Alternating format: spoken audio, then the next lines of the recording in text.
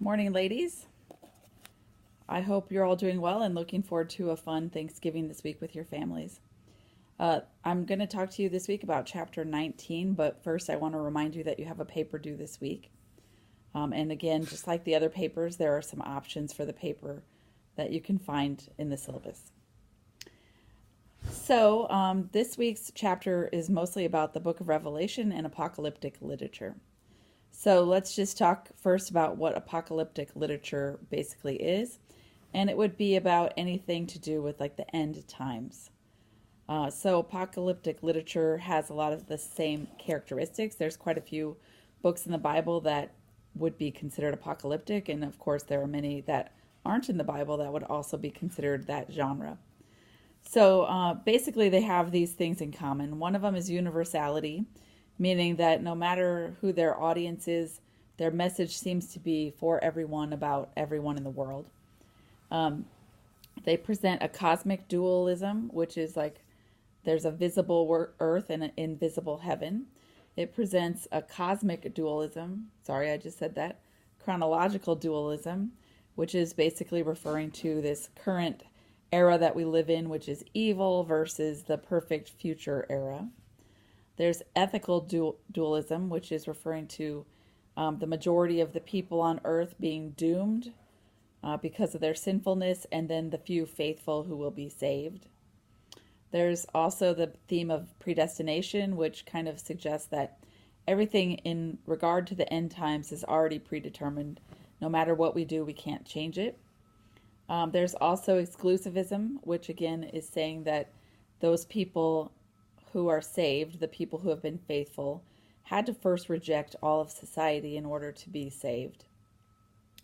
Also, there's a pretty limited theology, meaning that the theology of this apocalyptic literature is very black and white. Also portrays a pretty violent God, really kind of focuses on the historical moments where God was pretty violent, where some pretty drastic things happened to people.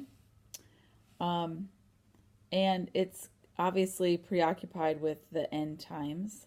And so it kind of also is preoccupied with what might happen after the end times, like what we would call heaven and hell, but basically an idea that there's an afterlife, and how you live this life will kind of dictate what happens to you in this afterlife.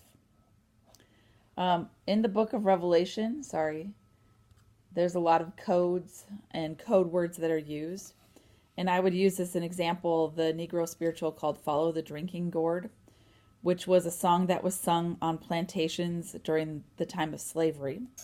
And this Negro spiritual would have been sung right in front of the slaveholders, but essentially the lyrics of it were passing on information to the people, the African Americans, for how they could use the night sky, the Big Dipper, which is the drinking gourd, to find the Underground Railroad.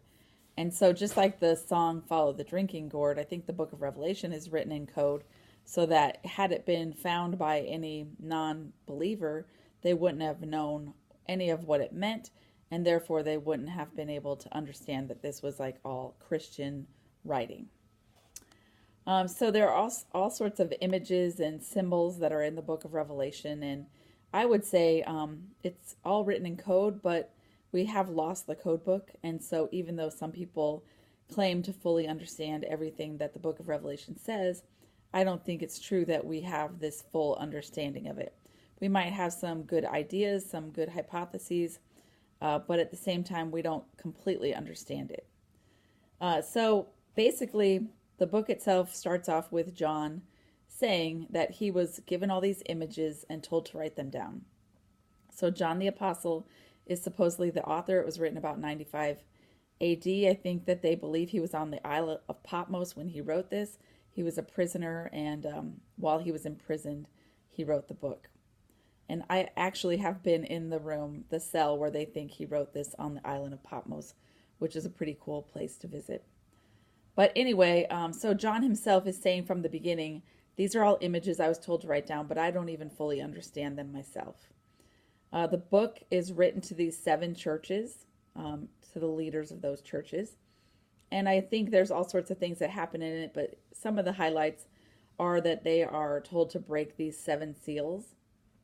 So like little notes that have like a seal, like a wax seal on them, they break them. And with each seal, some different kind of plague is sort of told. And then the 7th seal opens and there's 7 trumpet blasts, which also reveal more like terrible things that will happen to people. And then John is told to eat the scroll, and he says it tastes sweet and strong, and so it's kind of showing that what will happen will be good and bad. And then there's this big story in chapter 12 about this dragon trying to steal the child and devour it of a pregnant woman. He wants to eat the child. And just at the last minute, the woman is kind of taken off into the desert for 1,260 days or something like that. And, most people think the pregnant woman is Mary and that she's carrying Jesus. But I heard an interpretation that the pregnant woman represents Israel, and this time in the desert would represent the time of persecutions, which I think is a very good theory as well. But the woman is saved, the child is saved, which again could represent Israel. And then they're shown this new heaven and this new earth, which is like the future, and like there's no more wailing, no more gnashing of teeth. So this kind of perfect place. There's really 3 ways that we can read the book of Revelation. One of those ways is to read it as a prediction of the future, like what will happen at the end of the world. One of the ways is to read it as more of a description of what had happened then. Again, it's all written in code, and it could be referring to the Christian persecutions that already happened. And then the third way, and my favorite way of reading it, is more like this great cosmic battle between good and evil, and good always winning out over evil. The chapter ends with you reading about some other apocalyptic literature that's in the Bible. So I know it's a little confusing, and I know people have gotten very caught up in reading the book of Revelation and trying to find in it some real solid predictions about when the world will end and what will specifically happen. Again, take it for what you want, but I like to think of it as this great battle between good and evil. So have a great week. I'll talk to you I'll do one more video next week. Thanks. Bye.